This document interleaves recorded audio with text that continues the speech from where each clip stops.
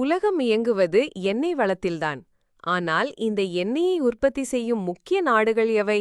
2025ஆம் ஆண்டின் கணிப்பின்படி அமெரிக்கா முதலிடத்தில் உள்ளது. நாளொன்றுக்கு சுமார் 13.4 மில்லியன் பேரல்களை உற்பத்தி செய்கிறது. அதற்கு அடுத்தபடியாக Saudi Arabia 10.8 million, Russia 10.7 million ஆகிய நாடுகள் உள்ளன. கனடா, சீனா, ஈராக், ஈரான், ஐக்கிய அரபு அமீரகம், பிரேசில் மற்றும் குவைத் ஆகியவை மற்றும் முக்கிய உற்பத்தியாளர்கள். ஆனால் இந்த சந்தை எப்போதும் பதட்டமானது. சமீபத்திய ஈரான்-இஸ்ரேல் மோதல் வளைகுடா பிராந்தியத்தில் அழுத்தத்தை அதிகரித்துள்ளது. இது ஹார்முஸ் ஜலசந்தி வழியாக எண்ணெய் விநியோகத்தை பாதிக்குமோ என்ற கவலை ஒரு பீப்பாய் கச்சா எண்ணெய் விலை $75 முதல் $78 வரையிலும், சில சமயங்களில் $100 முதல் $130 வரையிலும் உயர காரணமாகியுள்ளது. 85 முதல் 88% வரை எண்ணெய் இறக்குமதி செய்யும் இந்தியாவைப் போன்ற நாடுகளுக்கு இது பெரும் சவாலாகும்.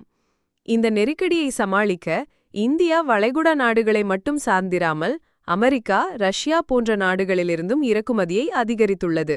தற்போது ஈராக் இந்தியாவின் முக்கிய எண்ணெய் விநியோகஸ்தராக உள்ளது.